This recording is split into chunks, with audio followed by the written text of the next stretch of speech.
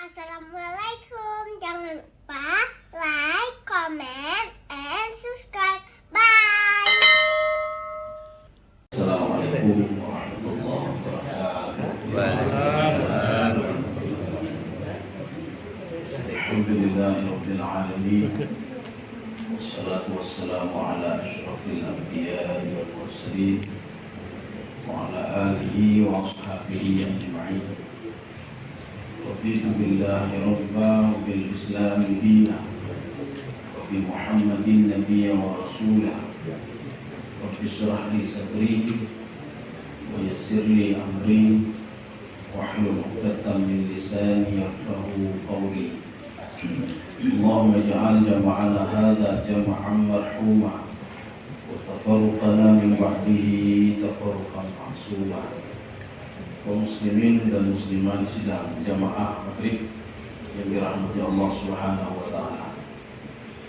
Beberapa pertemuan yang lalu kita sudah membahas ada nikmat-nikmat dunia. Jadi nikmat-nikmat dunia itu kata Allah itu berbentuk sementara.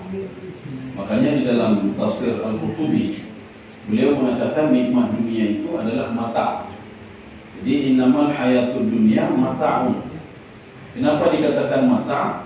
Kata Imam Jalalain, mata itu adalah inqadha. Inqadha itu ada waktunya. Kata Imam Al-Baghawi, fi zamanin mahdudin. Jadi ada waktunya. Kalau kita hebat di dunia, hebat ada waktunya. Kalau kita banyak harta di dunia, ada waktunya juga. Jadi arti inqadha di sini, matahari saja ada waktunya kapan dia bersinar dan kapan tidak bersinar lagi. Kemudian bintang-bintang itu ada waktunya dia itu mengeluarkan cahaya dan ada waktunya tidak mengeluarkan cahaya lagi ketika kiamat. Artinya waktu kiamat nanti itu tidak mengeluarkan lagi cahaya. Nanti ada batas waktunya. Jadi kehidupan dunia begitu juga mata'un. Bahkan ditambah lagi oleh Imam Al-Qurtubi, mata di situ adalah tasul, az-zawal. Zawal ini artinya apa? Akan hilang. Jadi makanya di dalam tafsir Al-Baghawi, nikmat yang paling rendah itu adalah nikmat dunia. Kenapa paling rendah nikmat dunia? Karena manusia cuma bisa merasai di dunia saja. Makanya pada ayat setelah itu Allah mengatakan, mau nggak saya tunjukkan lebih daripada nikmat dunia? Kuncinya satu saja kata Allah, bertakwalah kamu kepada Aku, kata Allah. Kalau seandainya seorang mukmin bertakwa kepada Allah, maka nikmat yang diberikan oleh Allah bukan di dunia saja, tetapi fasanu yasiruhu lil yusra. Itu fa itu di dalam tafsir Ibnu Ashur beliau mengatakan fa itu adalah harfu tanfis. Tanfis ini artinya apa? Tanfis itu direalisasikan oleh Allah kepada orang-orang yang bertakwa, nikmat itu kontinu sampai dia masuk ke dalam surga. Jadi dari dunia ini diberikan nikmat oleh Allah, ketika meninggal diberikan nikmat oleh Allah, ketika di alam barzakh diberikan nikmat oleh Allah, ketika di padang mahsyar diberikan nikmat oleh Allah, dan nikmat yang terakhir itu diberikan di dalam surga. Maka satu kunci saja kata Allah, bertakwalah kamu pada. Pertemuan yang lalu kita sudah membahas takwa itu apa sebenarnya. Ya, ini kata-kata sudah bahas kemarin. Sekarang kita masuk ke bagian pembahasan takwa selanjutnya. Ini namanya kalau di dalam istilah Imam Jalalain, bayan tafsiri namanya. Nanti bayan tafsiri, ada juga yang mengatakan bayan tafsiri. Tafsiri itu artinya apa? Menjelaskan secara rinci apa itu takwa. Karena sebelumnya Allah menceritakan, kalau ingin bahagia dunia akhirat, bertakwalah kamu kepadaku. Kalau kamu ingin bahagia dunia, mudah saja kata Allah. Tapi setelah itu kamu tidak dapat apa-apa lagi. Maka Allah katakan di dalam surah Al-Isra, "Man kana yuridul ajilata ajjalna lahu fiha ma nasya'u liman nurid." Barang siapa yang menginginkan dunia kata Allah, saya berikan, saya permudah dia. Mau korupsi, saya permudah dia. Dia mau makan haram, saya permudah dia. Ajjalna lahu fiha ma nasya'u liman nurid. Ayat ini ada membaca liman yurid. Siapa yang mau dunia? Wa ibulah dunia bijulun ya Allah, tanpa dikurangi sedikit pun kata Allah Subhanahu wa taala. Tetapi ingat ya, jadi mereka itu akan dipersiapkan neraka nanti oleh Allah dan tidak dapat apa-apa lagi ketika dibangkitkan di padang mahsyar. Kemarin itu sudah kita bahas juga, orang yang bertakwa itu orang yang selalu mengatakan kami beriman kepada Engkau. Sudah, ini satu. Yang kedua, dia selalu berdoa kepada Allah Subhanahu wa taala, "Faghfir lana dzunubana. Kemudian yang ketiga, wa qina adzabannar, jauhkan kami dari api neraka. Ini ciri-ciri orang-orang yang bertakwa. 3. Sekarang kita sambung lagi. Nah, sekarang yang keempat. A'udzu billahi minasyaitonir rajim. Bismillahirrahmanirrahim. As-sabirin. Ya, itu orang bertakwa nih, Pak. Bersabar. Sabar itu adalah salah satu ibadah qalbi, ibadah hati. Ya. Tetapi walaupun dia ibadah hati, Imam Al-Baydawi ini dalam tafsir beliau apa kata beliau? As-sabru imma fil badan wa imma fil badan wa imma fil batin. Jadi sabar itu bisa saja badan, arti badan apa? Ada yang sakit. Sakit kan, yang sakit kan fisik. Atau batin. Kita bersabar secara batin yang tidak bisa dilihat oleh orang lain. Ketika bedanya ikut di bawah kesabaran. Nah, ini kalau versi Imam Al-Baydawi. Artinya sabar itu ada 2. Tapi kalau kita melihat di dalam tafsir At-Tabari, beliau mengatakan sabar itu 2 juga. Ya. 2 itu apa? Fis sarra'i wad darra. Sarra itu apa? Ini mungkin kita tidak ada lagi yang sarra ini. Sarra itu dalam peperangan. Jadi makanya di dalam peperangan itu Allah Subhanahu wa taala menuntut umat Islam itu untuk bersabar. Sabar dalam berperang. Termasuk perang Uhud, termasuk perang Badar dan lain sebagainya. Ini namanya fisara. Kemudian yang kedua fitarra. Ini versi Imam At-Tabari. Jadi beliau itu menafsirkan Al-Quran dengan hadis-hadis, dengan riwayat-riwayat yang sabirin itu fisara wa darra. Darra itu apa? Darra itu penyakitnya. Jadi darra itu sakit. Yang pertama di dalam perang fisara wa darra. Dalam peperangan. Yang kedua fitarra al-faqru wal marad. Kefakiran dan sakit. Ya. Jadi artinya kalau orang sudah dia fakir, diuji oleh Allah, dia sanggup menerima ujian itu, atau ketika dia diberikan penyakit, dia sanggup menerima ujian itu, artinya dia sudah dikategorikan orang-orang yang sabar. Sekarang yang ketiga, versi Imam Jalalain dan Imam Al-Qurtubi. Sabar itu apa sebenarnya? Sabar itu ada 3 kata beliau. As-sabru fil wajibat. Sabar terhadap perintah Allah Subhanahu wa taala. Yang bedanya udah jatuh semayang itu membutuhkan kesabaran, sabar. Kemudian kita berbuat kebaikan juga sabar. Kita membantu orang lain juga sabar. Artinya sabar terhadap kewajiban yang diwajibkan oleh Allah Subhanahu wa taala. Bini puasa ada puasa, sabarnya. Bini semayang, ada semayang, yang juga sabar. 1. Yang kedua as-sabru fil maksiyah. Sabar untuk tidak berbuat maksiat. Sabar untuk beda jalan maksiat. Sabar untuk beda kubur maksiat. Sabar untuk beda kegegor. Sabar untuk beda baju harum. Itu termasuk orang-orang bertakwa. Tapi kalau dia tidak bisa menjaga dirinya, berarti bukan orang yang bertakwa. Artinya mental poin juga, mental dengki juga, mental kegegornya kalau bertakwa. Ini kalau versi yang ini. Kalau ditimpa musibah sakit, yang mengeluh tu kan. Kalau kena terkilang, kau kena punya kilang. Kawin dia dah kena, dia dah jadi. Berarti kalau kita lihat di ayat ini, dia tidak dikategorikan orang-orang yang bersabar. Maka sabar ini termasuk yang keempat tadi adalah ciri orang-orang yang bertakwa. Kalau dia sabar, insya Allah hidup dia bahagia, dunia akhirat bahagia. Ya, bina orang dia Allah yang berkah. Karena tadi orang bertakwa kan masih umum. Kemudian dirincikan oleh Allah mana orang bertakwa ini. Orang bertakwa itu 1, 2, 3, 4, yang keempat itulah sabar. Sekarang masuk yang kelima. Wasadiqin. Sadiqin ini dia tidak pernah berbohong. Dia tidak berbohong. Makanya sahabat mendatangi Rasulullah SAW. Ya Rasulullah, kalau ada seorang mukmin, dia bakhil, krik, mukmin krik. Apakah masih dikatakan mukmin? Rasulullah mengatakan masih. Tapi namanya sudah berubah. Mukmin bakhil namanya. Mukmin bakhil. Yang menyona mukmin yang krik itu mukmin bakhil. Ai mukmin bakhil. Karena dia mukmin bakhil sesuai dengan arahan Rasulullah SAW. Kemudian sahabat bertanya lagi, ya Rasulullah, kalau ada seorang mukmin dia berdusta, ya nih, dipengenggor, apakah masih dikatakan mukmin? Rasulullah mengatakan tidak. Orang mukmin la yukadzib, tidak berdusta orang mukmin. Orang mukmin itu memegang amanah dan memegang janji. Maka kalau mereka berdusta, kemudian mereka tidak memegang janjinya, kemudian mereka diberikan amanah dia itu khianat, itu orang munafik namanya.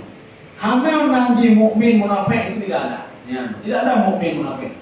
Apakah ada gajah mukmin, gajah dia tapi munafik? Ya, itu berarti munafik ya. Jadi tidak ada mukmin munafik. Yang ada mukmin bakhil yang ada. Tapi hebatnya mukmin bakhil, walaupun dia itu ada mukayat, ya mukayat. Mukayat itu artinya dengan yang lain, Pak. Mukmin bakhil. Walaupun dia mukayat dengan mukmin bakhil, ada nama mukmin, dia tidak bisa masuk ke dalam surga. Ya, walaupun namanya mukmin bakhil.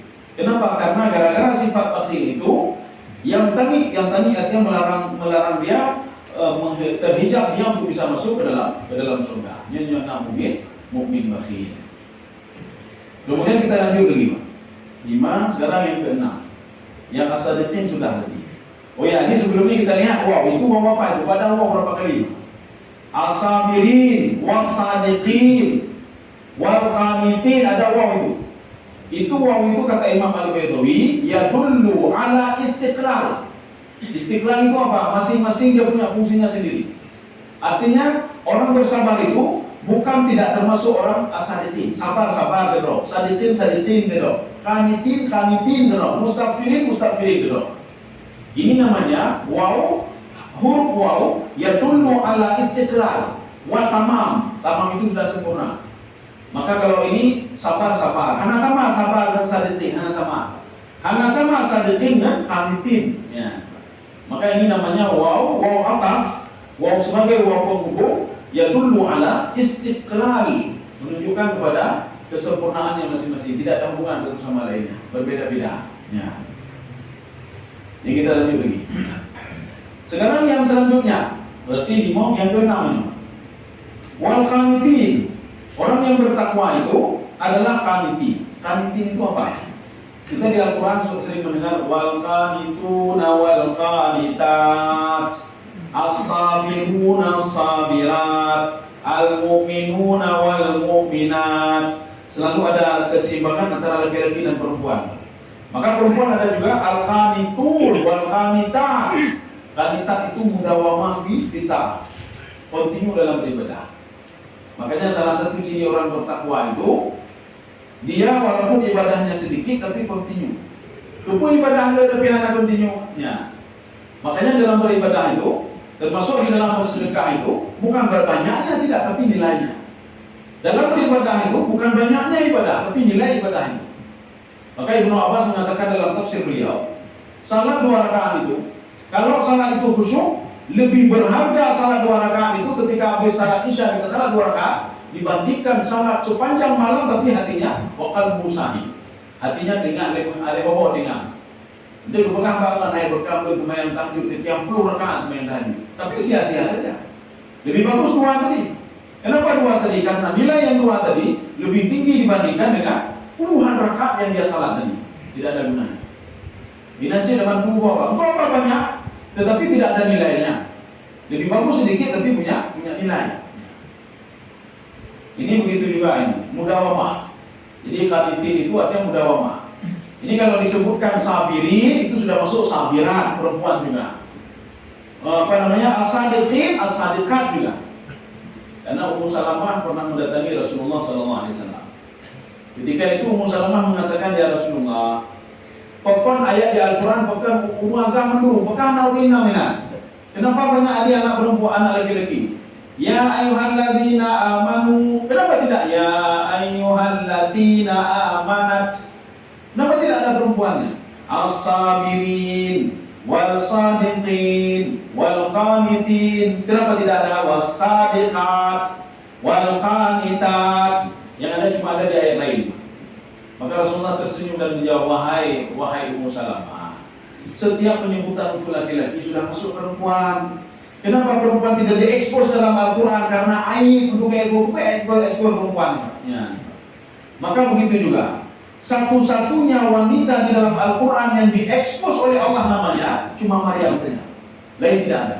Tidak ada wanita yang diekspos dalam Al-Quran dari juz 1 sampai juz 30 kecuali Maryam. Sekarang pertanyaannya, kenapa mesti Maryam yang diekspos? Ya. Dijawab oleh Imam Al-Baydawi. Diekspos Maryam sebab Bani Israel itu dari keturunan Nasrani itu sudah mengklaim kalau Maryam itu adalah Tuhan. Tadi itu salah. Dia adalah ibunya Tuhan.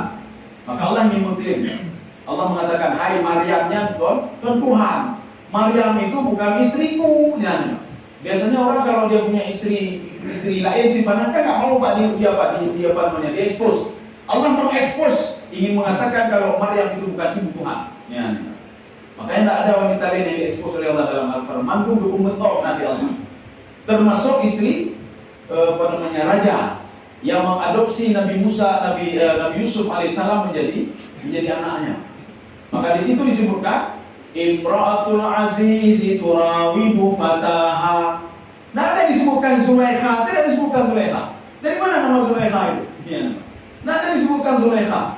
Yang disebutkan apa? Imra'atul Azizi turawidu fataha. Ada seorang wanita raja itu bukan. Kemudian di Al-Quran juga tidak pernah disebutkan oleh Allah nama istri Fir'aun atau Asyah. Yang disebutkan apa? Imra'atu Fir'aun. Istrinya Fir'aun. Hanya disebutkan. Bahkan aib. Makanya hendak pelihara tebun-tebunan, Pak. Ya, hendak pelihara tebunan. Anino. Menjamu nino hana dulu bagede. Tapi jenah berubah gede belum ayam namanya. Kayak itu gede. Artinya apa? Dulu kan istilahnya aib ya, benai. Tetapi apa sekarang kamu kibu dan rumah. Kaum muslimin sekalian yang dirahmati Allah. Inilah Allah itu kalau perempuan itu disembunyi-sembunyikan ya, hana haji betul.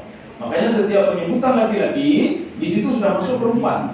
As-sabirin, orang yang bertakwa itu adalah orang sabar laki-laki, sama perempuan juga. Orang yang bertakwa itu adalah orang-orang as-sadiqin, as-sadiqat juga. Orang yang benar perkataannya, laki-laki, perempuan juga. Wal qanitin, orang yang mudawamah di dalam beribadah, kontinu dalam beribadah. Jadi makanya lebih baik kita konsisten saja dalam satu hal daripada banyak hal tetapi tidak konsisten. Ya. Kemudian selanjutnya wal mustaghfirina bil ashar. Jadi artinya ini ada waw lagi. Wal mustaghfirin. Mustaghfirin artinya orang yang beristighfar. Orang bertakwa itu adalah orang yang selalu beristighfar. Kapan dia beristighfar? Bil ashar. Apa itu ashar? Ini ada beberapa pandangan. Ada yang mengatakan salat tengah malam, sahur, ashar itu sahur. Ada yang mengatakan bukan salat tengah malam, tetapi berdoa di tengah malam. Ini ada dua pendapat. Termasuk Imam Al-Qurtubi mengatakan as-salat imma ayakuna as-salat atau ad-doa. Jadi bisa saja dia itu salat tengah malam atau berdoa di tengah malam. Artinya orang bertakwa. Ya. Kenapa berdoa tengah malam itu dianggap bertakwa? Karena tidak ada kemungkinan dia itu untuk riya pada orang lain. Kemungkinan ujung itu tidak ada. Pokoknya hana to kalau yang kalian tahu ini jin setan. Saya kalian malaikat yang atau kalian. Kalau bukan malaikat yang ada di sekeliling dia, iblis setan itu yang lihat dia. Udah ngomong berapa iblis ni tak kena hana tu dekat iblis. Udah ngomong berapa malaikat kena hana tu malaikat. Ini satu alasan pertama. Alasan yang kedua kata Imam Al-Baydawi, wa takhsisul ashar. Kenapa dikhususkan waktu sahur? Kenapa dikhususkan tengah malam? Salat tengah malam, berdoa tengah malam. Kenapa? Kenapa tidak waktu maghrib, waktu zuhur, waktu asar saja? Dijawab oleh beliau, li'anna doa fiha aqrab ila ijabah. Karena doa di waktu itu lebih cepat diistijabah oleh Allah Subhanahu wa taala. Maka menyebutnya mohon diistijabah doa tengah malam, berdoa malam hari atau beristighfar di malam hari. Kalau menurut versi Imam Al-Qurtubi, salatlah di malam hari. Kalau menurut versi yang kedua beliau, berdoalah di malam hari walaupun tidak salat. Ada perkataan Luqmanul Hakim. Ini perkataan beliau ada juga diabadikan di dalam tafsir Al-Baghawi. Apa kata Luqmanul Hakim? Untuk anaknya, ya bunayya, wahai anakku, la takun a'jaz min hadzal dik. Kamu jangan lemah ya dibandingkan dengan ayam ini namanya. Jangan lemah kamu dibandingkan dengan ayam ini. Kenapa? Ayam ini yasutu minal ashar. Ketika sahur dia sudah mengeluarkan suara. Ketika sahur. Wa anta na'im ala firashika. Sedangkan kamu masih tidur di atas kasur. Teman-teman. Makanya ada seorang sahabat melapor ke Rasulullah SAW. Ya Rasulullah, si fulan itu masih tertidur ya Rasulullah. Kok kali main itu terdengar? Apa kata Rasulullah? Telinganya sedang dikencingi oleh setan. Ya. Yang menyuruh dalam ni syaitan tak boleh orang ngoknya. Yang untung nanti boleh. Jadi untung nanti syaitan. Untung nantinya ini seperti orang ngomong begini. Bagaimana syaitan bisa makan makanan kita? Jadi kan ada di dalam dialog antara Allah dan syaitan itu. Kalau ada seorang makan makanan, kata Allah kepada syaitan, dia tidak membaca bismillah, itu jatah kamu itu kata Allah. Jatah kamu. Syaitan makanya cukup galak. Maka yang minta uru yang hendak baca bismillah jatahnya ini bajunya. Pertanyaannya, apakah mungkin syaitan makan makanan atau minum minuman? Bisa nggak dia kenyang dengan makanan manusia? Dijawab oleh Imam Al-Qatadah dalam tafsir beliau. Asyaitanu yadhuqu wa yat'am. Syaitan itu bisa merasai makanan seseorang dan dia bisa kenyang dengan makanan seseorang. Cuma hanya itu yang menyebut kan, sedang ada penyebur dalam rumah. Bakal ditampil jin syaitan di mana? Bukan kerja jin syaitan. Sedang ada jin dengan jin syaitan. Makanya hati-hati kenapa? Ketika air itu terbuka. Ini sesuai dengan riwayat ketika Rasulullah SAW itu berpesan kepada sahabatnya, wahai sahabatku, ketika datang waktu maghrib, maka tutuplah pintu rumahmu dengan mengucapkan Bismillahirrahmanirrahim. Kemudian tutuplah makanan-makanan di rumahmu dengan mengucapkan Bismillahirrahmanirrahim. Tutuplah minuman di rumahmu itu dengan mengucapkan Bismillahirrahmanirrahim. Kenapa? Kemungkinan syaitan masuk itu ada kemungkinan syaitan masuk ke dalam minuman. Ada kemungkinan syaitan masuk ke dalam makanan. Ada kemungkinan syaitan itu masuk ke dalam rumah yang tidak dikunci dengan membaca Bismillahirrahmanirrahim. Maka dalam riwayat kan begini. Ketika kita pulang tengah malam atau kita pulang ke rumah, di rumah hanauru di rumah, maka disyariatkan untuk mengucapkan salam. Assalamualaikum. Walaupun hanauru rumah. Assalamualaikum. Untuk apa? Supaya didengar iblis dan syaitan dan dia langsung keluar dari rumah itu. Maka dalam riwayat disebutkan, ketika iblis mendengar kita mengucapkan salam, apa kata iblis dan syaitan? Nyokan tempat kita nyok tempat bagi ulu-ulu kayak berkah oleh Allah. Ya diberkahi oleh Allah. Dan yang mana diberkahi dilaknat oleh Allah. Mari kita pergi dari tempat ini. Ya. Ini yang dia mengucapkan Assalamualaikum. Walaupun tidak ada orang di rumah. Tapi menyuruh orang jauh belum juga. Assalamualaikum. Waalaikumsalam yang belum juga nanawurnya. Ini lagi. Jadi itu bukan begitu juga ya. Artinya hanya mungkin ya jauh, hanya mungkin jauh. Karena begini setan itu artinya apa? Seperti orang dalam kubur kan. Jitu idenya, walakin lam yarud. Dia tidak bisa membalas. Maka ketika kita assalamualaikum itu dulu jin itu dulu. Jadi maka pujilah pintu rumahmu dengan mengucapkan Bismillahirrahmanirrahim. Kenapa? Karena setan itu takut sekali dengan bacaan Bismillah. Kita melihat di dalam tafsir Al-Baghawi. Imam Al-Baghawi mengatakan setan itu dia berteriak pada 4 tempat.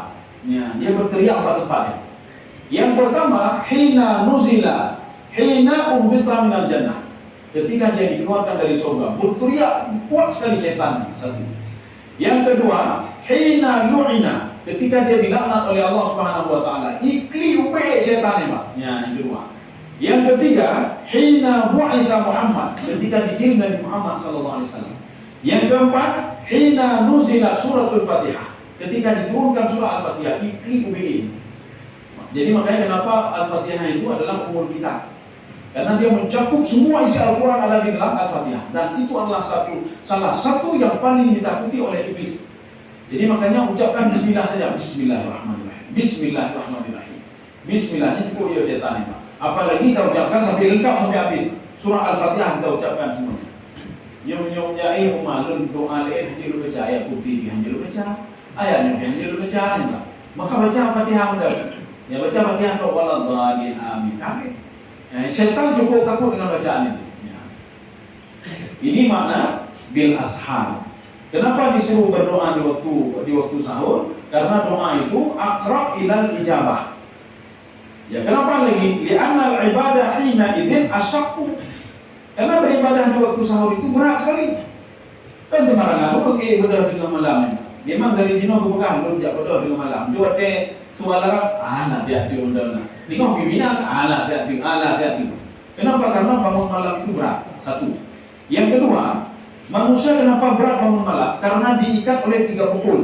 3 buhul yang mengikat dia langsung. Buhul-buhul setan. Maka ketika manusia bangun tengah malam, buhul yang pertama itu terlepas. Makanya waktu yang berdoa dengan malamnya, lalu baca doa ini, seperti yang dilakukan oleh Rasulullah SAW. Alhamdulillahilladzi ahyana ba'dama amatana wa ilaihi nusyur. Kemudian Rasulullah mengusap matanya, Buhul yang pertama pukul buhul yang pertama, tinggal 2 buhul lagi. 2 buhul lagi akan putus ketika seseorang pergi ambil wudu. Ketika dia ambil wudu, buhul yang kedua putus. Kalau buhul yang ketiga belum putus, kemungkinan dia bisa tidur lagi. Ya. Karena nanti urun ke bang bedah ya. Habis bedah baca wudu, mahir dah. Kalau dia datang bila ini kafir indah. Artinya apa? Buhul yang ketiga mesti mengikat dia. Coba dia salah, ketika dia salah buhul yang ketiga itu terlepas semuanya. Maka kepada dia enak semua, badannya mangat gini, ibadah pun enak. Ya. Ini makanya susah untuk bangun tengah malam. Walaupun susah bangun tengah malam, pahalanya pun luar biasa. Kemudian doa istijabahnya pun luar biasa pada waktu itu. Wan nafsu asma. Ini jiwa itu waktu itu sedang bersih. Ya, jiwa sedang bersih. Karena kita baru bangun tidur lagi ya. Jadi kan lagi temayang lebu ya. Lebu muda belum bayar. Temayang lebu, tegelok dia beda. Kegelok dah, pandok, degi juga ya. Kemudian temayang kami nanti setelah zuhur itu kita ngomongin orang lain pula, buka macam-macam. Hati yang nak lele. Sembahyang maghrib begitu juga. Sembahyang isya begitu juga. Tetapi ketika sembahyang tengah malam itu sudah berapa jam itu hati sudah ini. Bahkan sedang kosong hati. Jadi makanya kata Imam Al-Betawi, bagusnya berdoa itu ketika hati sedang kosong. Bagaimana anak sedang kegok, anak sedang berdosa, maka lebih bagus doa itu di waktu bil ashar. Pokoknya. Nah, sekarang kita lanjut ini. Sekarang kita masuk ayat selanjutnya. Syahidallahu annahu, ya ini sudah habis. Ini KB-nya. Jadi artinya orang-orang yang bertakwa itu itulah yang seperti tadi. Jadi kelanjutan hari ini yang bertakwa itu adalah orang yang bersabar. Berarti menyuhana sabar yang kedua takwa. Perlu ragu-ragu boleh. Makanya kita itu membutuhkan kepada muhasabah. Memadun hana sabar ini berarti perlu dilakukannya. Asabiri, wasadiqin. Ya berbeda pengengkau. Berarti ketakwaan itu perlu dilakukan. Makanya urun hana pengengkau, dia bahagia dunia akhirat bahagia. Ya. Kemudian selanjutnya Al-Qanitin itu dia kontinu dalam beribadah, walaupun ibadahnya sedikit. Ini apa yang kedua berzikir, yang jadinya astagfirullah, dan yang ini astagfirullah. Yang udah jelek dia kedua. Tapi kontinu dia lakukan. Setiap selesai salat dia lakukan itu. Bahkan dianjurkan oleh Allah Subhanahu wa taala.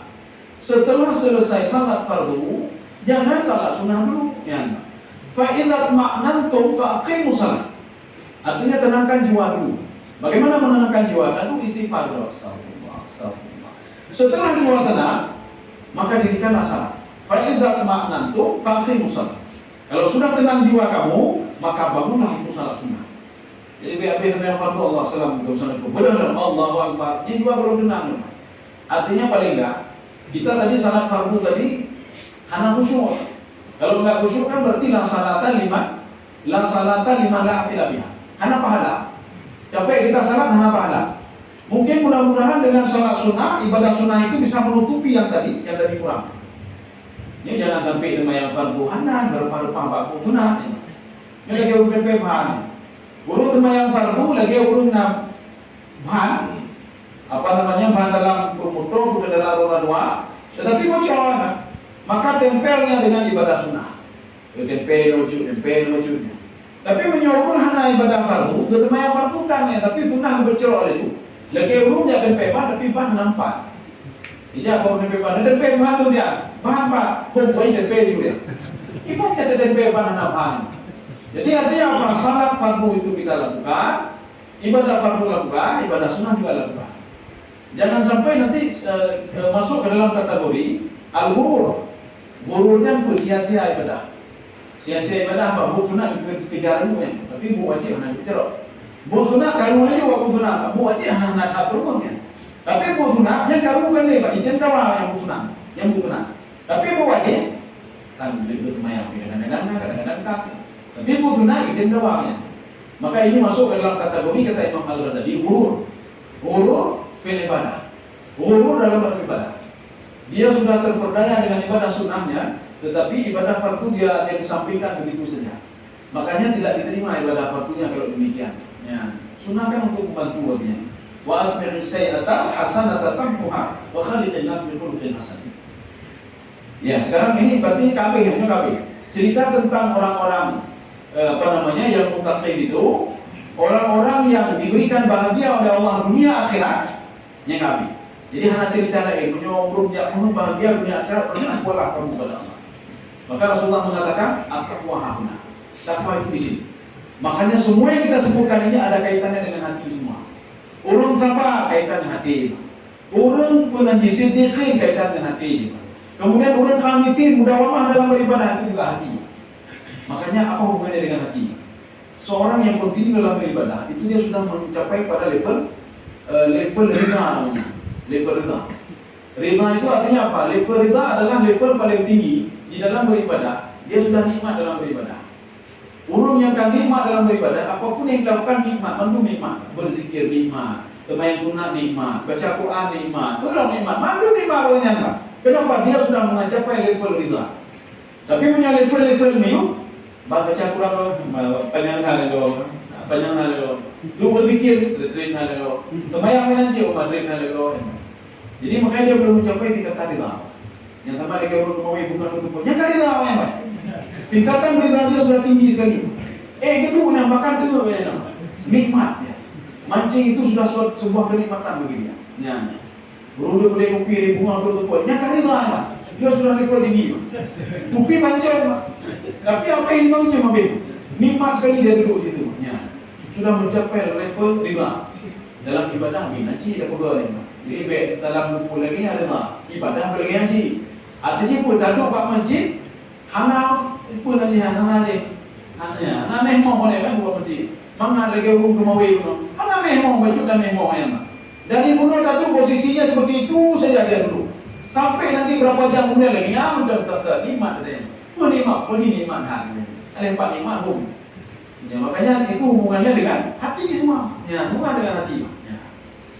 Kan tadi yang kata Rasulullah at-taqwa hahuna. Makanya kontinu dalam beribadah itu hubungannya dengan hati. Maka kalau kita belum nikmat dalam beribadah, maka memoh boleh datang Allah tu itu alamnya berarti kenikmatan golongan. Kenikmatan golongan. Lagi urun bola apa itu ya? Allah ya Allah. Belum terima ya Allah. Berarti apa? Belum nikmat namanya. Urun yang kami nikmat nonton bola, ya. Waktu bola kami, padahal kan wajib. Hai pernah ada habis dah. Maka ada habis. Padahal sudah 2 jam. Maknanya apa? Dia sudah menikmati. Dia nikmati. Tapi kalau kita ngajak orang yang tidak paham bola, bani mulai bola, Madrid dah lebih tahu dia. Kenapa? Kenikmatan belum ada sama dia. Ini artinya apa? Kaitannya dengan hati semuanya. Kemudian wal mustaghfirina bil ashar. Seorang beristighfar itu memanjatkan doa kepada Allah, itu erat kaitan dengan hati juga. Maka Allah dalam kajian tasawuf, bukan Imam Ghazali saja. Kamu kalau ingin mengenal Allah, asah hatimu dulu. Ya, tidak bisa kamu mengasah kepalamu. Kalau kamu ingin dekat dengan Allah, bersihkan dulu hati. Kalau kamu ingin supaya doamu diistijabah oleh Allah, bersihkan juga hati. Hati yang boleh. Kan yang boleh itu bukan Pak. Yang boleh hati. Dengan boleh hati, mandung boleh. Dengan boleh hati, maka inilah sebabnya datang hikmah.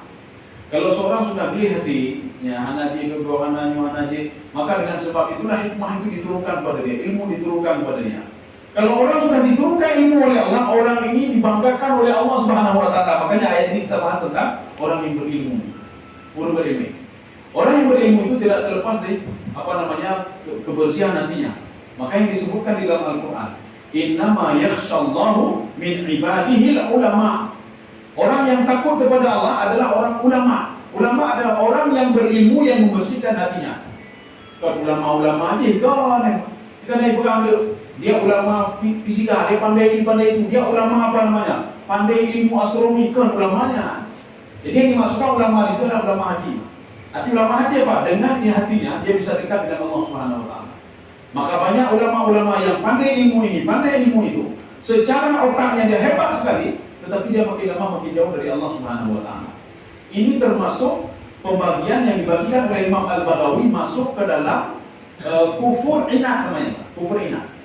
Maksud kufur inat, dia kufur kepada Allah Subhanahu wa taala padahal dia tahu Dia tahu ini Allah yang membuatnya, hanya mungkin manusianya Allah yang dia, tapi dia tetap tidak beriman juga kepada Allah. Dia tidak mau masuk Islam. Ini namanya kufur inat. Sama lagi Abu Talib. Abu Talib tahu keberadaan Rasulullah ini. Dia tahu kebenaran Al-Quran. Dia tahu yang disembah itu adalah Allah Subhanahu wa Ta'ala. Dia tahu yang disembah oleh anak kandungnya Ali bin Abi Thalib adalah Allah Subhanahu wa Ta'ala. Tetapi dia tidak mau masuk Islam. Ini masuk ke dalam kategori kufur inat. Ada di kerulai ya, bunga lucu ya. Ini sudah tahu. Ya. Makanya semua itu identik dengan hati. Ya. Ilmu begitu juga. Makanya ilmu ini lebih hebat dibandingkan dengan ilmu ini. Makanya pengajaran pertama Rasulullah SAW, Iqra itu yang kesekian kali itu diajarkan oleh Allah. Ya. Iqra itu sebelumnya Rasulullah sudah dibersihkan hatinya dulu. Ini ada dua pemahaman pembersihan hati. Ada pemahaman yang pertama, hati Rasulullah dibersihkan, dibelah dan dibersihkan hatinya dengan air Zam-Zam. Satu. Pemahaman yang kedua, ada ulama tafsir mengatakan bukan dibersihkan begitu, itu makna majas. Arti dibersihkan pun gepegli hati Rasulullah dari buku syirik, gepegli hati Rasulullah supaya kegop, dengki kegopnya. Maka geli hati. Makanya pendidikan pertama yang diberikan oleh Allah kepada Nabi Muhammad SAW, ketika beliau masih disusui oleh Halimatus Sa'diyah, hatinya dibersihkan. Satu. Kemudian yang kedua, hatinya dibersihkan lagi ketika Isra Mi'raj. Kemudian hati Allah Subhanahu wa Ta'ala. Makanya yang Iqra bismi rabbikal ladzi khalaq, itu memang kecerdasan ini, tapi sebelumnya sudah dicerdaskan dulu hatinya oleh Allah Subhanahu wa Ta'ala. Inilah yang dikatakan di dalam kitab Al-Hikam. Jadi dalam kitab Al-Hikam ada seorang ulama namanya Al-Mubarak. Apa kata beliau? Saya menuntut akhlak itu, belajar akhlak 30 tahun saya belajar akhlak. Dan saya belajar ilmu, mencari ilmu 20 tahun saya mencari ilmu. Artinya apa? Imurno akhlak elemen, sehingga orangnya santun yang banyak. Setelah itu baru mencari ilmu 20 tahun. Artinya 50 tahun dihabiskan untuk mencari ilmu hati dan ilmu ini. Ya. Jadi kecerdasan spiritual dan kecerdasan otak. Imam Hanafi ketika masih kecil, mantau umurnya, ibu pemano 5, ibu pakai sorban, ibu pakai jubah, itu kata ibunya. Nyopek normal ilmunya lain, bernormal akhlak lain. Ya. Akhirnya setiap hari Imam Hanafi diantarkan oleh ibunya ke seorang guru yang mendidik akhlak anaknya, mendidik budi pekerti anaknya, sehingga ketika dia dewasa, dia bisa menghargai orang tuanya, dia bisa menghargai ilmu, menghargai orang lain. Anak itu mengaku, anak itu tanah kok. Kenapa? Karena sudah punya landasan akhlak dulu. Yang bedanya berbalik, jadi minta ilmunya ini. Ketika minta ilmunya kata Tuhan yang paling hebat, belum Tuhan. Yang paling dalam belum, yang palingnya belum. Kenapa? Karena akhlaknya tidak ada. Kenapa ulama-ulama dulu tidak pernah berdebat satu sama lainnya? Kamu satu sama lainnya, karena mereka akhlaknya yang mulia sekali. Imam Syafi'i walaupun dia bertentangan dengan Imam Maliki kan gurunya. Imam Maliki, kata Imam Maliki, hana kuno, kata Imam Maliki, tegas kata Imam Maliki. Imam Syafi'i mengatakan na kuno. Ya. Padahal berbeda mana? Imam Maliki tidak pernah mengatakan tidak bisa diundur. Tidak pernah Imam Syafi'i mengatakan ground buruan tidak bisa diundur, tidak. Dua-dua menghargai satu sama lainnya. Yang kalau yang mudah yang kalau ya, yang kalau umurin lebih kalau mereka datang kan Imam Hanafi, Imam Syafi'i tidak pernah ribut dengan Imam Syafi'i tidak pernah ribut dengan gurunya Imam Maliki, Imam Hanafi. Bagaimana pendapat Imam Hanafi tidak pernah disebutkan ini salah, ini salah, tidak pernah. Bahkan Imam Syafi'i mengatakan kalau itu betul, itu mazhabku juga. Ya. Saya berpendapat juga seperti itu. Kaum muslimin sedang jamaah yang dirahmati Allah. Kami dalam juga menjadi Syahidallahu annahu la ilaha illa huwa. Jadi Allah bersaksi. Ya, ini nanti hubungannya kan ayat di atas dengan di bawah. Karena setiap ayat itu ada korelasi. Kalau di dalam bahasa Arab itu, dalam bahasa tafsir namanya munasabah. Jadi arti munasabah, satu ayat Al-Quran dengan ayat lain tidak terpisah begitu saja. Ya, jadi akan ditanya apa hubungannya ini. Allah mengatakan syahidallahu annahu la ilaha illa. Allah bersaksi tidak ada Tuhan selain Allah. Bersaksi demi dirinya sendiri. Ya, satu yang bersaksi. Yang kedua yang bersaksi adalah wal malaikah. Malaikat juga sampai sekarang bersaksi tidak ada Tuhan selain Allah. Bahkan malaikat yang di langit 1 sampai langit 7, mereka itu kata Rasulullah SAW, mazala yasjuduna wa la yarfa'una ru'usahum hatta yaumil qiyamah. Mereka masih sujud pada Allah. Ucapan mereka sama dari pertama dulu diciptakan sampai nanti langit itu dibelah oleh Allah Subhanahu wa taala. Apa kata malaikat? Subhanallah, subhanallah, subhanallah, subhanallah. Ada yang menyambung lagi, subhanallahilladzi khalaqani, subhanallahilladzi khalaqani. Maha suci Allah yang sudah menciptakan saya. Maha suci Allah yang sudah menciptakan saya. Langit yang ketiga begitu juga, subhanallah. Ada ditambah-tambah lagi yang lain. Yang jelas intinya mereka mengucapkan subhanallah. Ini yang kedua. Yang ketiga, yang bersaksi tidak ada Tuhan selain Allah, cuma orang-orang yang berilmu. Wa ulul ilmi. Ya, orang-orang berilmu. Maka orang yang tidak mau beribadah hanya ilmunya. Orang yang syirik kepada Allah hanya ilmu. Ya. Ilmu apa? Ilmu ini. Ya. Ilmu apa namanya? Batinnya, ilmu yang hanya.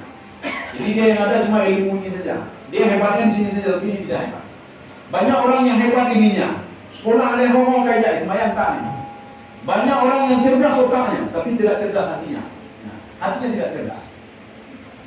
Makanya digandengkan orang berilmu itu dengan para malaikat. Artinya begitu mulia sekali orang berilmu. Makanya bedanya penyanyi ada di dalam ikran. Ikra bismi rabbikal ladzi khalaq.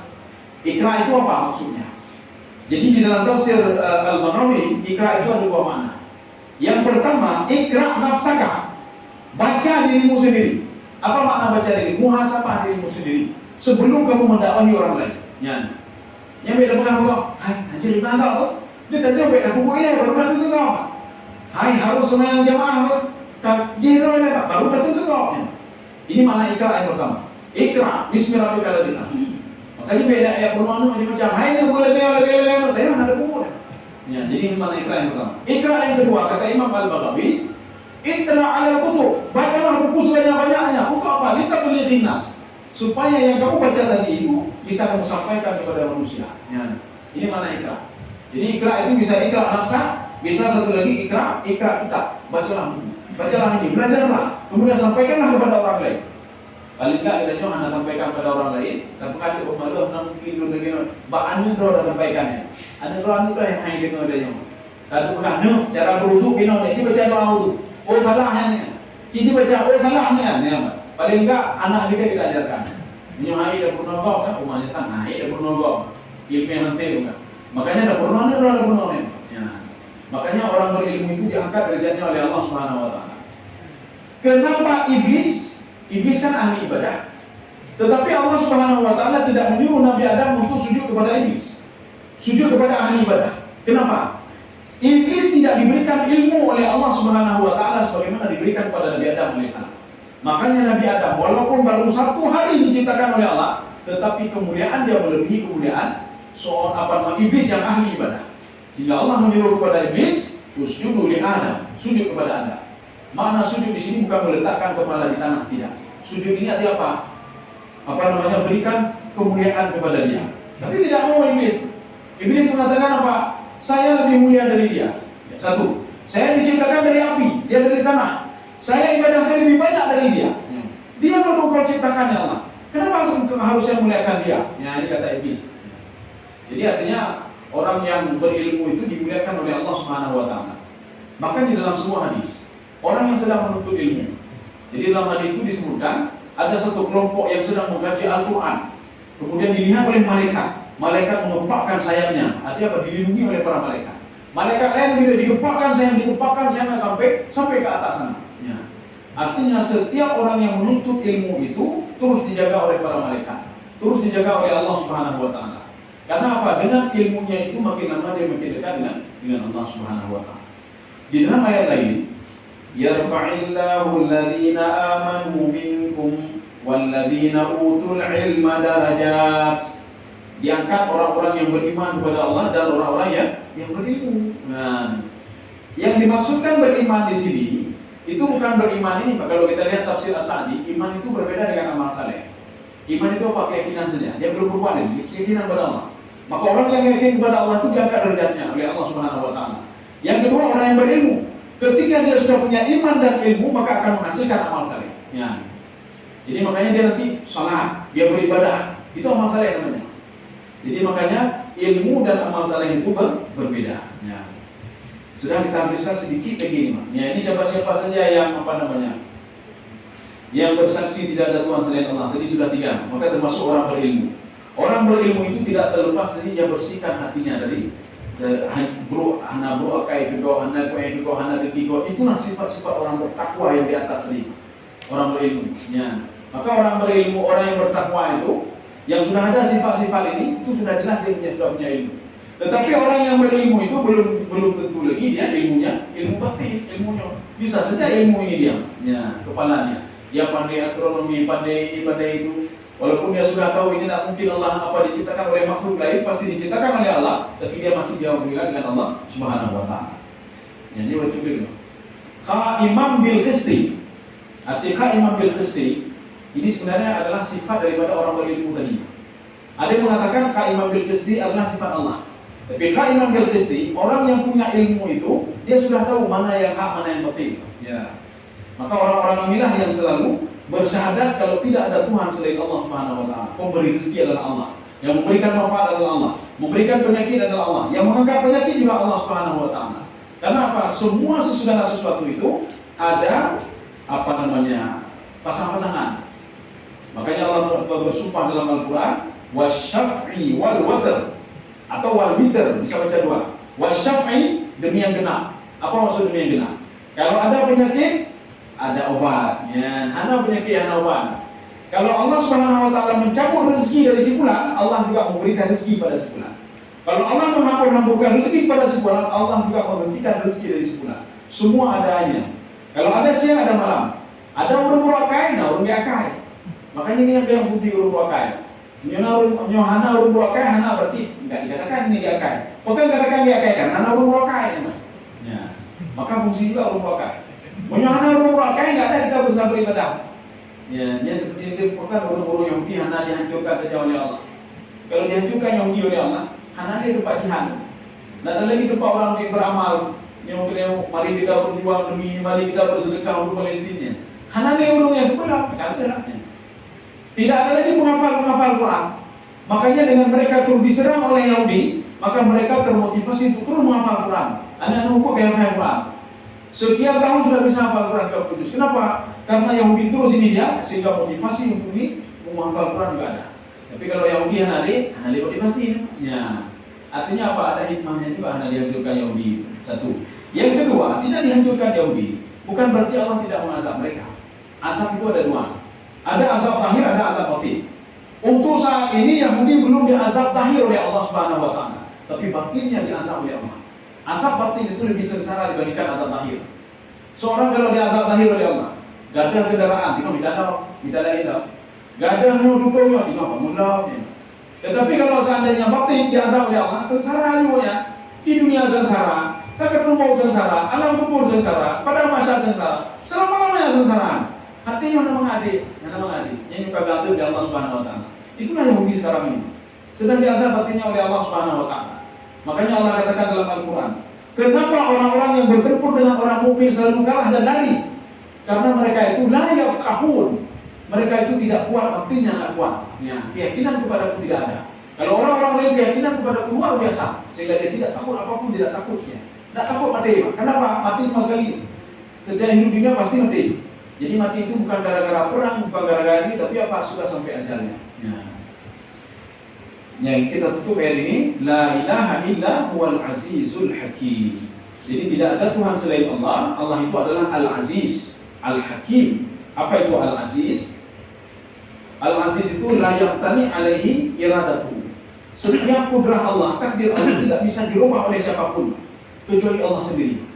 Setiap musibah yang Allah menghancurkan satu kaum tidak bisa dirubah musibah itu kecuali dari izin Allah Subhanahu wa taala. Allah memberikan manfaat kepada satu kaum, memberikan nikmat kepada satu kaum, tidak bisa diangkat nikmat itu kecuali dengan izin Allah Subhanahu wa taala. Ini makna Aziz. Kemudian juga apa? Hakim. Hakim itu bijaksana. Arti bijaksana apa? Ketika Allah memberikan musibah, itu sudah sepantasnya diberikan ke mereka. Ketika diberikan nikmat oleh Allah, sudah sepantasnya diberikan nikmat itu. Itulah apa adil namanya. Itulah keadilan. Seorang ibu ketika memberikan jajan kepada anak DK anak boleh jajan gitu, nyan. Anak SD yang sudah SD, jejo 5.000. Yang SMP, gaji dia 10.000. Yang SMA, dia 20.000. Yang kuliah 50.000. Tetapi anak-anaknya ini mengatakan, ayah ibu tidak adil, anak adil. Katanya Mbak Anu, yang ada lagi banyak 50.000 sama menu memang. Dari TK memang 50.000. Nyangkunya yang anak adil. Yang adil kan seperti itu. Adil itu apa? Menempatkan sesuatu pada tempatnya. 5.000 sudah cukup bagi anak SD. Ya belau lainnya lain. Anak kuliah kenapa 50.000? Betul naik fotokopinya, belanja. Artinya menempatkan sesuatu pada tempat itu lagi. Allah Subhanahu wa taala mengazab satu kaum sudah pantas untuk diazab, itulah keadilan. Allah Subhanahu wa taala memberikan nikmat pada satu kaum, itulah keadilan. Kenapa? Karena mereka patuh dan taat kepada Allah. Kalau semua diberikan adil oleh Allah nikmat, semua itu tidak adil namanya. Ya.